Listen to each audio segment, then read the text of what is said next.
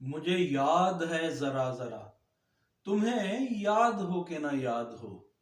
اور مولانا فضل الرحمان اور P T I کا جو وفد کی ملاقات ہوئی ہے گزشتہ روز، اس پہ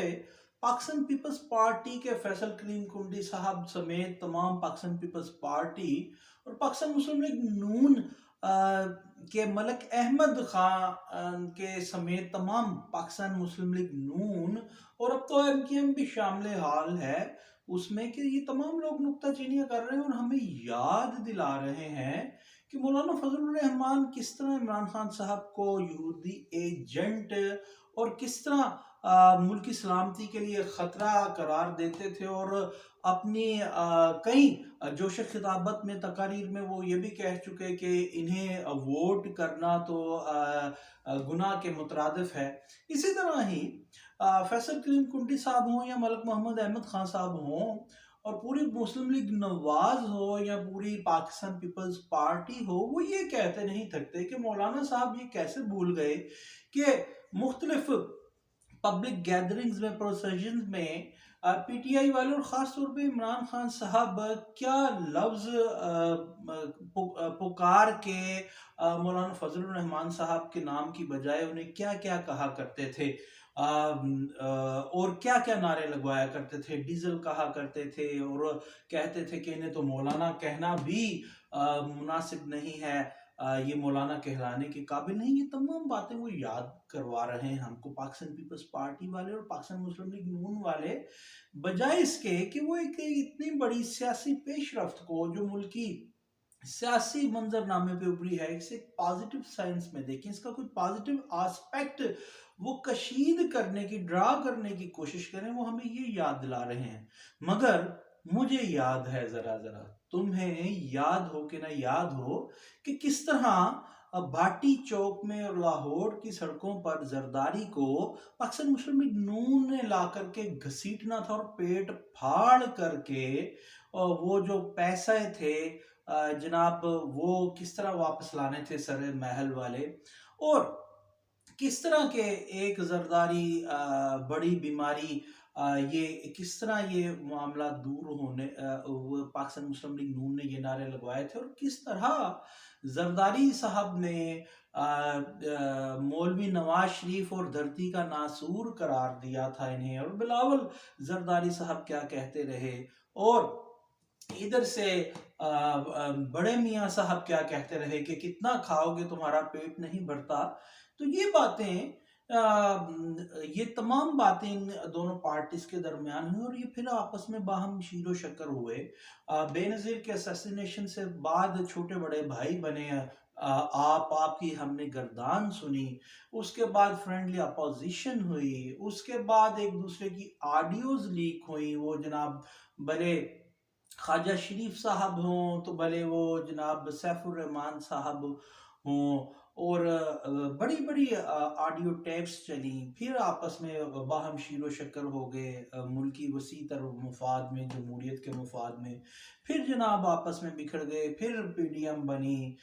پھر بکھر گئے، پھر ایک دوسرے کے خلاف بیان بازیاں کہ جو تخت لاہور والے ہیں اور وہ جو سندھ کے وڈیرہ شاہی، یہ تمام مسلم لیگ نون اور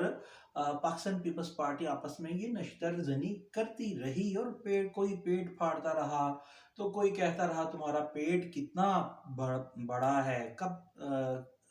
کیسے بھرے گا، کب تک کھاتے رہو گے،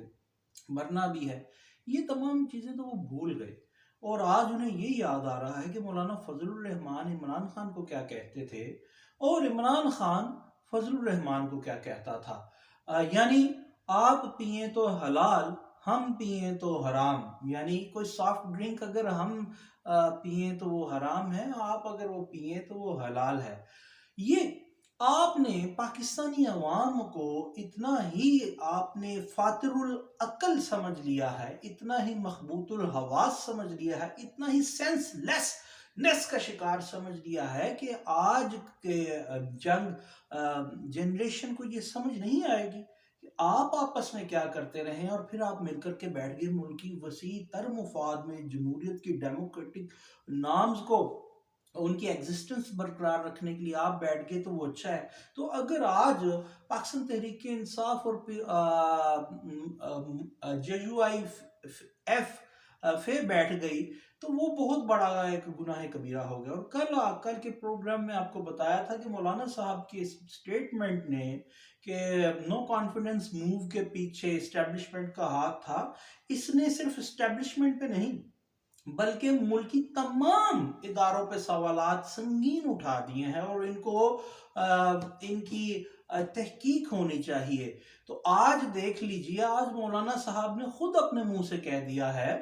کہ جناب مجھے اسٹیبلشمنٹ سمیت، عدلیہ سمیت پاکستان کے کسی بھی ادارے پر اعتبار نہیں ہے.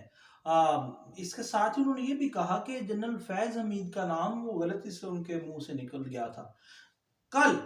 ہم نے آپ کو کہا تھا کہ یہ صرف اسٹیبلشمنٹ کے لیے ایک سوالیہ نشان نہیں ہے، اسٹیبلشمنٹ کے اوپر یہ سنگین الزامات ایک کوشچن مارک ریز نہیں کر رہے بلکہ تمام ملکی اداروں پہ کر رہے ہیں. اور آج مولانا فضل الرحمان صاحب نے خود سے کہہ دیا کہ عدلیہ سمیت کسی ادارے پر انہیں اعتماد نہیں ہے. تو اب اداروں کو چاہیے خاص طور پہ عدلیہ کو کہ جہاں پہ ایک پٹیشن بھی فائل ہو گیا شہری کی جانب سے کہ یہ جو الیکشن ہوئے ہیں انہیں وہ مسترد کرتی ہے عوام اور انہیں کالعدم قرار دیا جائے، اس طریقے کی ایک پٹیشن بھی فائل ہو گئی. اب سپریم کورٹ کو یہ چاہیے کہ مولانا صاحب کے اس بیان کو دیکھیں اور تمام مقتدر اداروں کو چاہیے اور اس کو صرف تردید تک اس کی باتیں محدود نہ رہیں بلکہ اس کی تحقیق بھی ہونی چاہیے اور پھر جو بھی دودھ کا دودھ اور پانی کا پانی ہے وہ عوام الناس کے سامنے رکھا جائے تاکہ عوام کا اپنے اداروں پر بھی اور اپنے پولیٹیکل سٹیک ہولڈر پر بھی اعتماد بحال ہو سکے.